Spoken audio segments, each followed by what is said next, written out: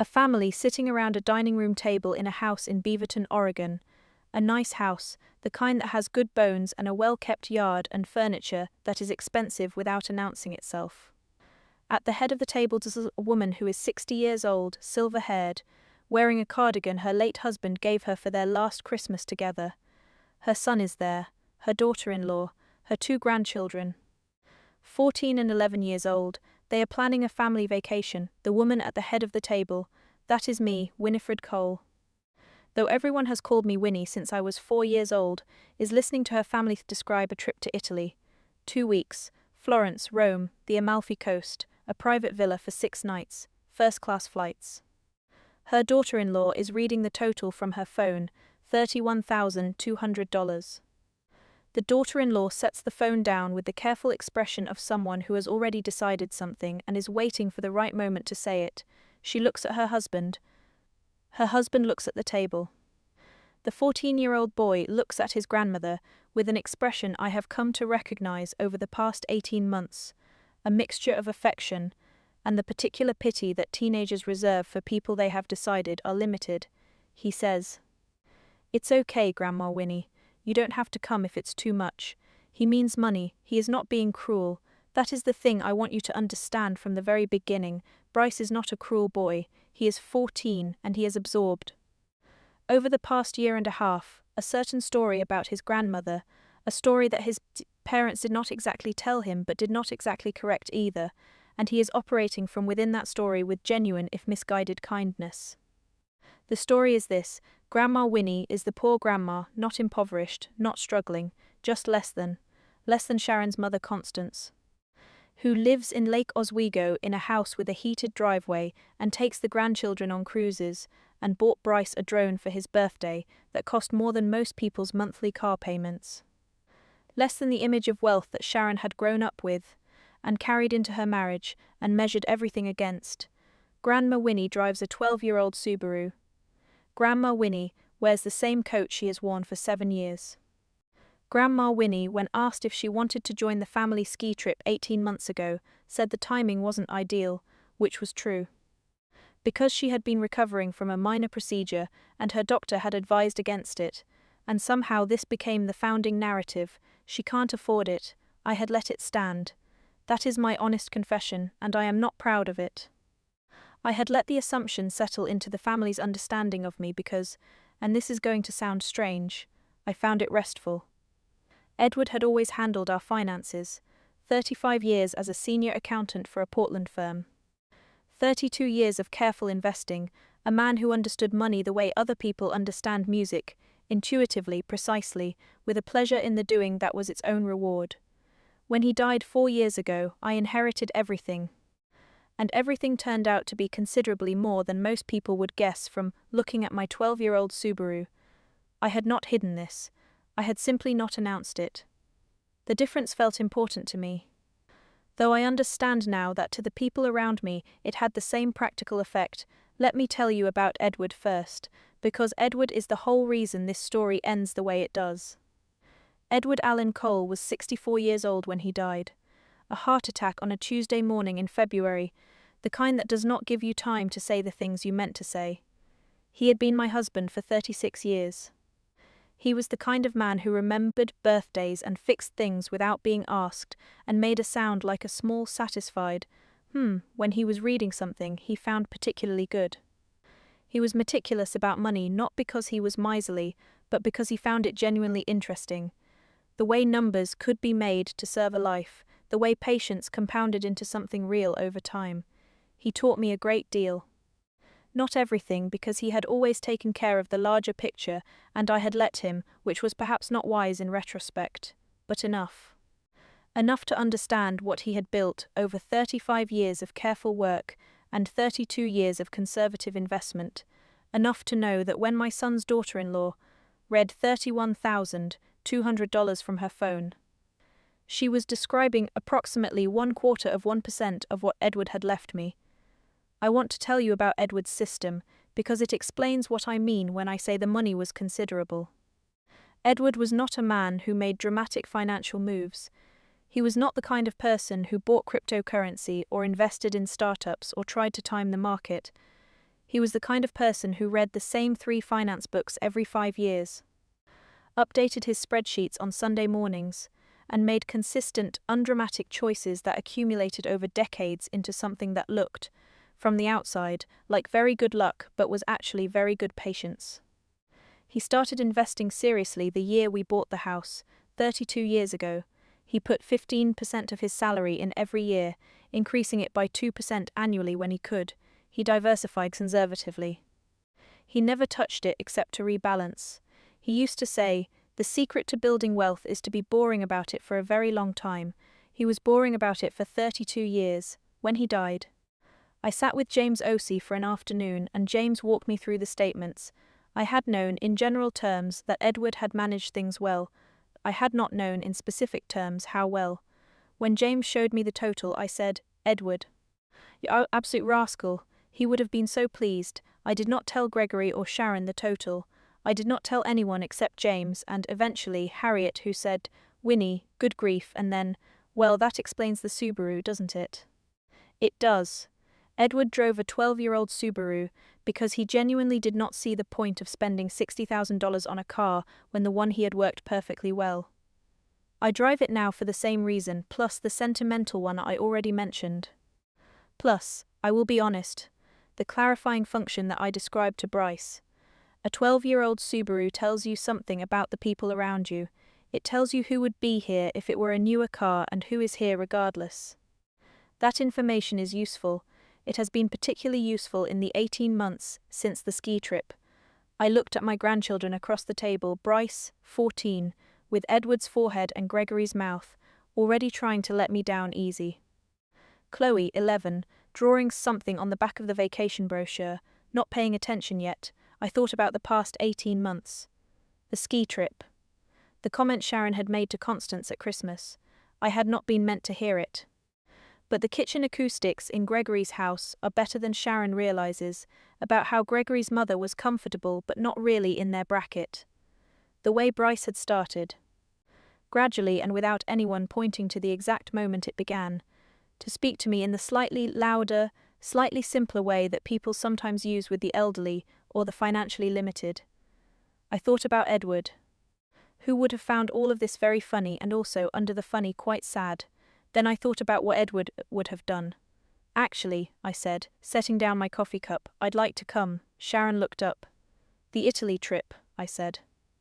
"I'd like to come, if there's room." Gregory said of course there was room, immediately and warmly, the way he always does when he is caught off guard and defaulting to good manners.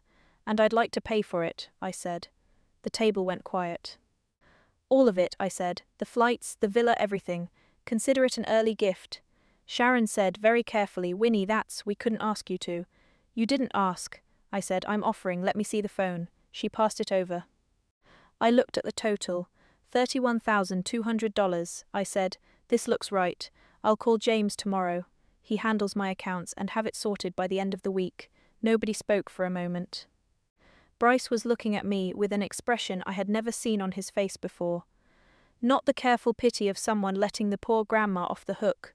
Something else entirely. Something that was trying to recalibrate. Chloe, who had been drawing on the brochure, looked up. "Wait," she said. "Grandma Winnie is paying for Italy." "Grandma Winnie is paying for Italy," I confirmed. She considered this. "Cool," she said, and went back to her drawing, 11 years old. The most sensible person in the room. I want to tell you how the poor grandma story started, because I think it matters for understanding what happened next. 18 months ago, Gregory and Sharon were planning a ski trip to Sun Valley. 4 days, a nice lodge. The kind of thing that cost real money and is designed to look like it doesn't.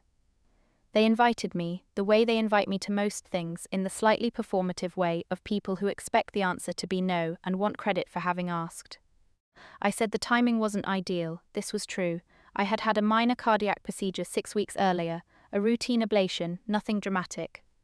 Dr. Fitzgerald had called it a tune-up, and he had told me quite clearly that high altitude and strenuous activity were off the table for at least 2 months. I had not told Gregory and Sharon about the procedure because I am 60 years old and in good health and I did not want to be managed, as I simply said the timing wasn't ideal and left it at that.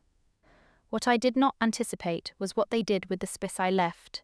I learned later, from Harriet, who had gotten it from Gregory at a neighborhood gathering, the way neighborhood information always travels, that Sharon had told the ski lodge that Grandma couldn't come because it was out of her price range. Not out of malice, I think. More the reflexive habit of providing an explanation that requires no further discussion. It was a tidy story. It required no follow-up. The story had legs. By Christmas, Bryce had begun referring to Constance as the rich grandma and me, apparently, as the other one, which Harriet had also heard from Gregory, who had found it mildly funny and had not corrected it. By spring, Sharon's sister had apparently asked, at a family dinner I was not at, whether Gregory's mother might need some help with expenses now that she was on a fixed income. A fixed income. I had not been on a fixed income since Edward's estate cleared probate. I want to pause here and be fair to my son. Gregory is not a bad person and he is not ungenerous. He is a 38-year-old man who has spent his adult life building something, a good career in software sales, a nice house in Beaverton, 2 children in good schools, and who has been shaped, in ways he probably doesn't fully see, by his marriage to Sharon. Sharon is not a bad person either. She is a woman who grew up with Constance as a mother, which is to say she grew up with a very specific and very consistent idea of what financial comfort looked like and what it entitled you to. The idea of the rich grandma and the other grandma is entirely natural to how she sees the world. It is simply that I had allowed her to sort me incorrectly. That was my fault. Edward used to say that the only financial mistake he consistently saw in his work was people who allowed others to make assumptions about their resources because the correction felt immodest. He had a name for it, the modesty tax. The cost, in money and in treatment, of letting people think you had less than you did because saying otherwise felt like bragging. I had been paying the modesty tax for 4 years. Let me tell you about Constance Walsh, because I think she matters to this story even though she is not in it directly. Constance is Sharon's mother. She is 66 years old, lives in a large house in Lake Oswego, and has the particular confidence of a woman who has never in her adult life had to consider the price of anything. She is not unkind. She is actually quite warm. The way of people who can afford to be generous, and have decided that generosity is the appropriate expression of their good fortune. She takes the grandchildren on cruises. She sends extravagant birthday gifts. She once, without being asked, paid for a new roof on Gregory and Sharon's house because she happened to notice during a visit that it needed replacing. I do not resent Constance. I want to be clear about that. She has been very good to Gregory and Sharon and to my grandchildren. And I appreciate it genuinely. What I had allowed, without meaning to, was for Constance to become the definition and for me to become the exception. The rich grandma and the other grandma. As if these were fixed categories, rather than stories that had simply been told a particular way. Stories can be retold. I thought about that a great deal in the days between the Sunday lunch and the trip. Harriet, when I told her about Constance and the categories, said, "Winnie, you have always been the more interesting grandmother. Constance buys things. You know things. There is a difference and children eventually figure it out." I told her I appreciated that. "I'm not being kind," she said. "I'm being accurate. Chloe is going to grow up and remember the grandmother who talked to her like a person and took her to Italy and taught her that the Subaru is a choice. That's worth more than a drone." I thought about the drone. "The drone Constance bought Bryce was very impressive," I said. "Winnie," Harriet said, "I have known you for 20 years. You do not care about the drone." She was right. I did not care about the drone. What I cared about was my grandson assuming, so, at 14, that his grandmother needed to be let off the hook. What I cared about was my son not correcting this. What I cared about was the gradual, gentle, completely unintentional diminishing of a person, of me, who had been in her own way, building things for 60 years. Edward's money was part of what he built, but so was the way he taught me to listen, the way he modelled patience, the way he had, in 36 years of marriage, consistently treated me as someone whose opinions were worth adjusting for. I had not been allowing anyone to adjust for me in 18 months.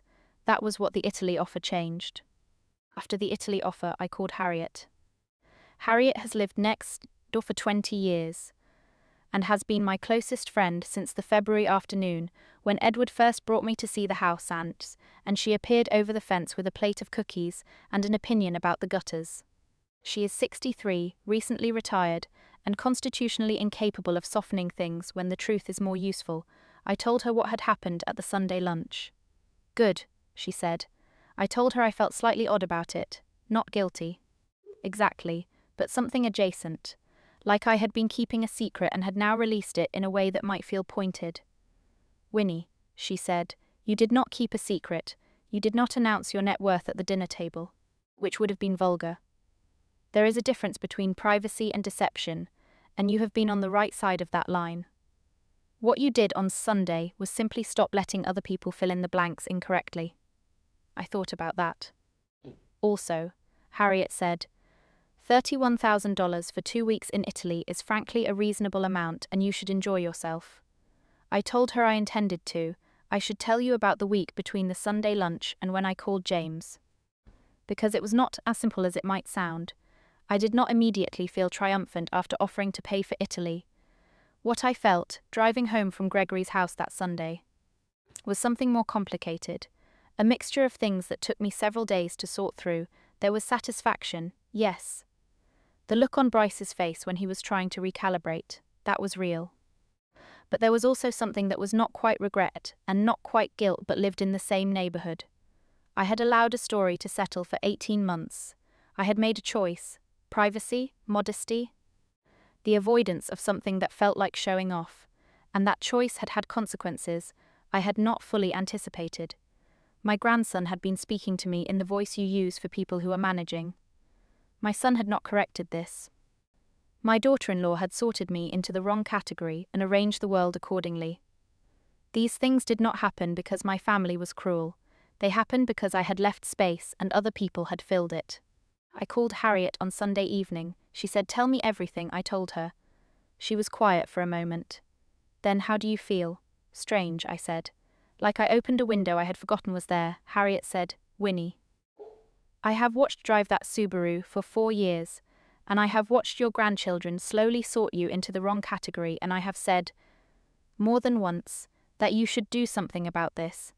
You have done something about it. The strange feeling is probably just the absence of something you were carrying." I asked her what I had been carrying. She said, "I think you were carrying Edward's absence. You were managing the accounts and the house and everything else. But you had not yet become the person who does those things. You were still the person those things happened to." I sat with that for a long time. She was right. She usually is about the important things. Edward used to say that Harriet understood people the way he understood numbers. Intuitively, precisely, with a pleasure in the doing that was its own reward. He was right about that too. I think what the Italy offer was, finally, was me becoming the person those things happened to me for. James Osey, who manages my accounts, was not surprised by the request. James is the kind of attorney/financial advisor who exists in that calm professional space beyond surprise. He confirmed the transfer, noted it was well within comfortable parameters, and asked if I wanted to set anything else in motion while we were talking. I told him I had been thinking about some things. He said he would clear his calendar. We talked for an hour. I drove home in my 12-year-old Subaru and made tea in the kitchen, where Edward and I had made tea for 28 years, and thought about what he would have said about all of it. He would have said, "Well, Winnie, about time." He would have been right. He usually was about the important things. The trip to Italy was extraordinary. I want to say that plainly, without false modesty or narrative hedging. 2 weeks in Italy, paid for entirely by me, shared with my son and his wife and my 2 grandchildren, was one of the finest experiences of my adult life. The villa outside Florence had a lemon grove. Chloe developed a passion for gelato that I found both delightful and slightly alarming given the frequency of her consumption. Bryce, who had been a little stiff with me since the Sunday lunch, recalibrating, I thought, still working out what the Italy offer meant about the story he had built, loosened up somewhere around the 3rd day in Rome and became, for the rest of the trip, the version of himself I liked best, curious and funny and still young enough to be genuinely amazed by things. I want to describe Rome specifically, because Rome did something to all of us. We spent 4 days there. In a hotel near the Campo de Fiori that Gregory had booked and that turned out to be exactly right.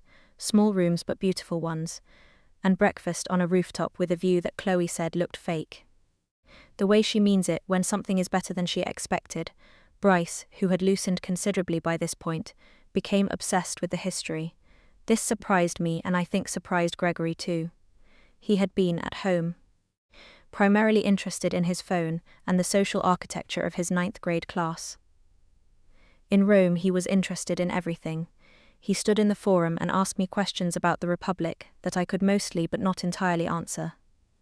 And when I couldn't answer, he looked it up and then told me, with the particular pleasure of someone who has just learned something real.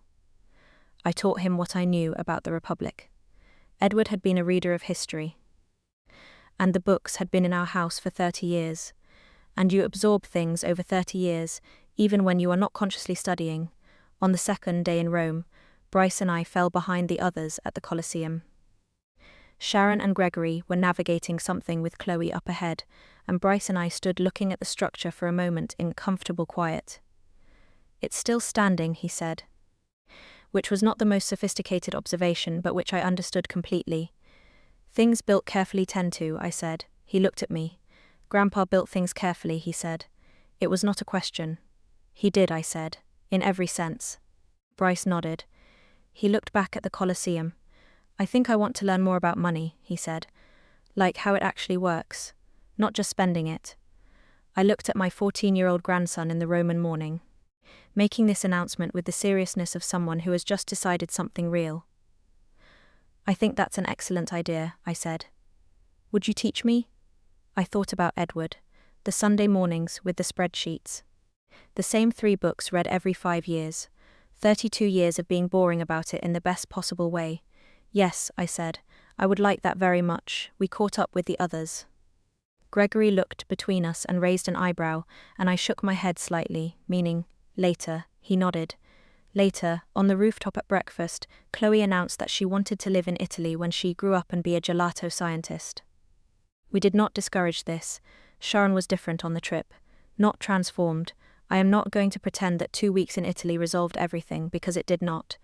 But different, quieter, more present. There were moments, particularly in the evenings at the villa, when the light came through the lemon grove, and the children were doing something elsewhere, and Gregory and Sharon and I were sitting with wine. When I felt her looking at me with an expression that was trying to rearrange itself. She said something to me on the 5th evening. We were on the terrace. Gregory had taken the children to the villages to find ice cream. Sharon and I were alone, with the wine and the view and the particular golden quality of Tuscan light at 7 in the evening. "Winnie," she said, "can I ask you something?" "Of course. Why didn't you say anything?" She was looking at the view. Not at me. About the money, the situation, all this time. I thought about how to answer. I didn't think it was anyone's business, I said. Edward was always very private about our finances. It felt disloyal to start advertising after he was gone. But we thought. "I know what you thought," I said. Not unkindly.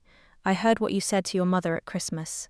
The kitchen acoustics in your house are better than you realize." Sharon was very still. "I'm not bringing that up to embarrass you," I said. "I'm bringing it up because I want you to understand that I know, and I chose for a while to let it stand. That was my decision, and I'm not blaming you for it. But I think it's time we both understood each other more clearly." She was quiet for a long moment. "I'm sorry," she said, "for the Christmas thing. And I think I made assumptions that weren't fair." "You did," I said. "But so did I. In a different way. I assumed that my privacy was worth more than the clarity. I'm less sure of that now." We sat for a while. The light was extraordinary. "Can I ask how?" she started. "No," I said, not harshly but clearly. "That's still private. What isn't private is that I am fine, and more than fine, and I will never need anyone to soften the cost of anything on my behalf. That's all you need to know." She nodded. She had the expression of someone taking in information that requires significant reorganization. "The villa is beautiful," she said finally. "It is," I agreed. "Edward would have loved it." We were quiet for a moment. "Tell me about him," Sharon said. "You never talk about him very much. Gregory doesn't either." I was surprised by that, not unpleasantly. What would you like to know? I said, whatever you want to tell me. So I told her. About how Edward made a sound when he was reading something good. About the way he had proposed, at a terrible restaurant he had chosen, because he thought it was fancy, and that turned out to be the funniest story from our entire marriage. About the 32 years of patient, meticulous, slightly obsessive investing that he had managed with the same care he brought to everything: the gutters, the garden, the children's education. The future he was building for us that he did not quite live to see us living in. Sharon listened. Really listened the way she doesn't always. When I finished, she said, "He sounds like someone I wish I had known better." Yes, I said, he was. Gregory came back with the children, and 4 gelatos, and a story about getting lost near the Piazza della Repubblica. And the evening became the kind of evening that you store away carefully, because you know you are going to want to be able to return to it. I returned to it many times on the flight home. I thought about what Edward would have said about Sharon's question on the terrace. About her apology. About the whole strange arc of the past 18 months, and what had happened on a Sunday afternoon in April when I looked at a phone with $31,000 on the screen and said, "Let me see that." He would have made his sound. And then he probably would have said, "Well, Winnie, that went better than expected." We came home from Italy on a Saturday in June. The children had school the following Monday, and the transition from 2 weeks in Tuscany to Oregon in June was, for all of us, slightly difficult. I drove home in my 12-year-old Subaru. I want to keep mentioning the Subaru because it remains accurate. I am not going to buy a different car. The Subaru runs perfectly well, and Edward bought it, and I am not sentimental about most objects, but I am sentimental about that one, and I will drive it until it stops, at which point I will probably buy another Subaru of the same colour. This is my prerogative, and I am very comfortable with it. Harriet was waiting on her front porch when I pulled in. "Well," she said. "Extraordinary," I said. She came over for tea, and I told her everything. The villa, Chloe, and the gelato. Bryce recalibrating, the conversation with Sharon on the terrace. Harriet listened with the focused attention of a woman who is getting the full version and knows it and is determined not to miss anything. When I finished, she was quiet for a moment. "The terrace conversation," she said. "Was it enough?" "I think so," I said, "or the beginning of enough. Which may be all you can ask for in 2 weeks. What about Gregory?" I thought about Gregory. My son, 38 years old. Edward's jaw and my stubbornness, a man who is fundamentally decent and has spent years operating within a set of assumptions about his mother that were not accurate and that he had not sufficiently examined. "Gregory and I had a different conversation," I said, "on the last night, after the children were in bed. Tell me." Gregory had come and sat next to me on the terrace, the same terrace under the same lemon grove, the last night of the villa. He had a glass of wine and the look of a man who has been working up to something for several days. He said, "Mom, I should have known." I waited. "About the money. About what Dad left. I should have. I work in finance adjacent. I know how these things compound over time. I know what Dad earned and what kind of investor he was. I did the math once, years ago, and then I just stopped thinking about it, because it was easier not to think about it.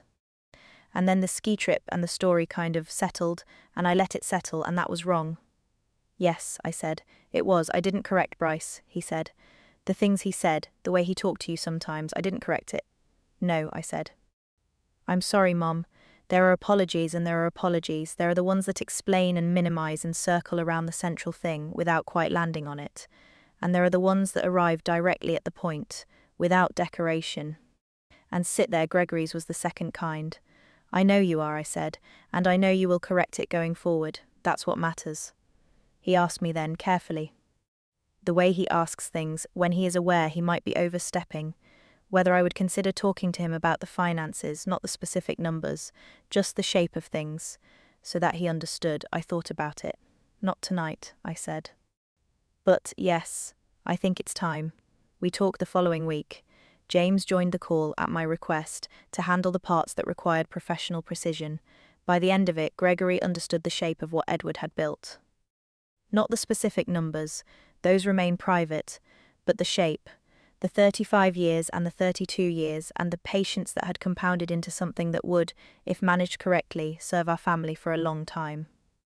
Gregory was quiet for a moment after James ended the call. Then he said, Dad was something else, he really was, I said. Bryce came to see me the week after we got back from Italy. He came alone. I think Gregory had suggested it, though I don't know for certain, on a Saturday afternoon. He sat in Edward's chair in the living room, the same chair Edward had sat in for 28 years reading and making his sounds. And he looked slightly uncomfortable in the way of 14-year-olds who have been asked to do something mature. He said, "Grandma Winnie, I want to say sorry for the things I said. The things about, I know," I said. "I was kind of rude about it, the money stuff. And I shouldn't have assumed." "No," I said, "you shouldn't have. But Bryce, you were working from the information you had. The people around you should have given you better information. That's not entirely on you." He thought about this. He has Edward's way of actually thinking about things before he responds, which I find encouraging in a 14-year-old. "Can I ask you something?" he said. "Yes, why do you drive that old car?" I smiled. "Because your grandfather bought it," I said, "and it runs perfectly well, and because I find it clarifying." "What does it clarify?" "Who's actually interested in spending time with me," I said. I sat with that for a moment. Then he said, "Oh yes," I said. Oh, he was quiet for a moment longer. "That's kind of a test," he said.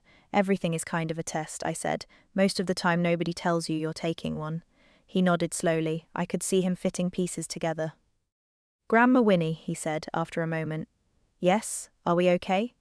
I looked at my grandson, 14 years old, Edward's forehead, Gregory's mouth, already learning something that takes most people decades. "Yes," I said, "we are absolutely okay." He exhaled. The relief in it was so complete and so 14 years old that I had to look out the window for a moment. Chloe, who has never in her 11 years required a formal setting to say what she thinks, texted me from Gregory's house later that same Saturday. "Grandma, when are you taking us somewhere cool again?" I texted back, "Working on it." She sent back 3 gelato emojis. "I am working on it." Harriet and I walked our usual Saturday morning route last weekend, 3 miles through the neighborhood. The way we have walked since Edward died, and Harriet decided that I needed exercise and simultaneously, and simply appeared at my door one morning with walking shoes on. We talked about Italy and about the children and about what comes next. "Are you going to tell people?" she said. "The real situation, generally?" "No," I said. "That's not the point. What is the point?" I thought about it. "The point is that the people who matter now know enough," I said. "Gregory understands. Sharon is adjusting. Bryce learned something. Chloe already didn't care, which is its own kind of wisdom. That's sufficient." Harriet was quiet for a moment. "Edward would have approved," she said. "I think so too," I said. We walked in comfortable silence for a while. The Portland morning was the kind that only exists in June, cool and green and full of a light that makes everything look like it has just been washed. There is something I have not told you yet, because I wanted to save it. The week after Italy, before the conversation with Gregory and before Bryce came to the house alone, I had a call with James Osei about estate planning. Not because anything was imminent. Dr. Fitzgerald continues to describe my health in boring terms, which I find deeply reassuring, but because Edward had been meticulous about these things, and maintaining that meticulousness felt like a form of respect for what he built. We had talked in April after the Sunday lunch about some things I was considering. After Italy, I made them real. I set up educational trusts for both grandchildren, full funding for whatever universities they choose, living expenses, and a small amount for the summer between high school and college, something that will teach them something. The trusts activate at 18. James manages them. They do not know yet. I will tell them when the time is right. I funded an anonymous endowment for a financial literacy program at Chloe's middle school. Edward believed that bad financial decisions came from lack of education rather than lack of intelligence, and that the lack started early. The endowment is named for him, anonymously. I updated my will. Gregory will, in time, understand the full scope of what his father built, and will have the resources to help his children and his children's children in ways that do not require any labels. Edward built something meant to serve a family. I intend to make sure it does. I told Harriet about the trusts on our Saturday walk. She was quiet for a moment. Then, "Does it feel like enough?" I thought about Bryce in Edward's chair asking if we were okay. I thought about Chloe and the gelato emojis. Sharon on the terrace asking me to tell her about Edward. Gregory saying Dad was something else. "Yes," I said, "it feels like enough." We walked in silence for a while. Edward would be very smug about all of this, Harriet said eventually. I laughed. A real one. He would, I said. He would make that sound and try not to look pleased and completely fail at it. I miss that sound, Harriet said. Me too, I said. Every single day. I am 60 years old. My husband is gone 4 years, and I still reach for him sometimes, in the early mornings, in the half-second, before I am fully awake. The house where we spent 28 years together is mine to live in and leave as I choose. The money Edward built with 35 years of careful work and 32 years of patient investment is exactly what he intended it to be. A thing that serves a life, not a thing that defines it. My grandchildren know now. In the ways that matter, who their grandmother is, that is what I wanted, that is enough. Next month, Chloe has a school art show, and she has asked me specifically to come. Not Constance, not Sharon, me. I told her I would be there in the front row. She said she was going to draw something for me, something to keep. I told her I would find the perfect place for it. I already know where. On the shelf next to Edward's photograph, the one from our last good summer. Before the February morning when the world became quieter and larger at the same time. He is in the garden in that photograph, looking at something just past the camera. And he has that expression he had when he was paying attention to something that pleased him. There is room on that shelf. Last Sunday, Gregory called after dinner, not for anything specific, just to talk. The way he has started calling more often since we got back. We talked about work and about the children and about a book he was reading that he thought I might like. At the end he said, "Mom, I want to say something." I said, "Go ahead." He said, "I know I wasn't paying attention in the way I should have been. To you, I mean. To who you are. I got comfortable with a version of you that wasn't accurate, and I should have looked more carefully. Dad would have looked more carefully." I told him that was probably true. He said, "I'm going to do better." I told him I knew he would. After we hung up, I sat in Edward's chair for a while. The same chair Bryce had sat in. The same chair Edward had sat in for 28 years with his books and his Sunday morning spreadsheets and his sounds. The evening light was coming through the window at the angle it only reaches in early summer. Slanted and golden and very specific, I thought about 60 years. About 36 years of marriage and 4 years of a quieter life and the 12-year-old Subaru in the driveway and James Osie's patient annual calls and the way Edward had handed me something, in dying. That he had spent 35 years building, he had not built it to impress anyone. That was the thing. He had built it quietly without announcing it because he believed that the purpose of money was to serve a life rather than define one. He drove a 12-year-old Subaru because it worked. He wore the same coat for years because it was good. He invested patiently for decades because he understood that compounding works in every direction and the only requirement is time. I understand that now in a way I did not quite, 4 years ago. I am 60 years old. I have time. There is a school endowment in Edward's name that he does not know about, funding something he believed in. There are trusts in 2 children's names that they do not know about yet, building something they will spend their lives becoming. There is a shelf with his photograph and room for one more thing, closed drawing, when it comes. I am already looking forward to it. There is always room for the things that matter.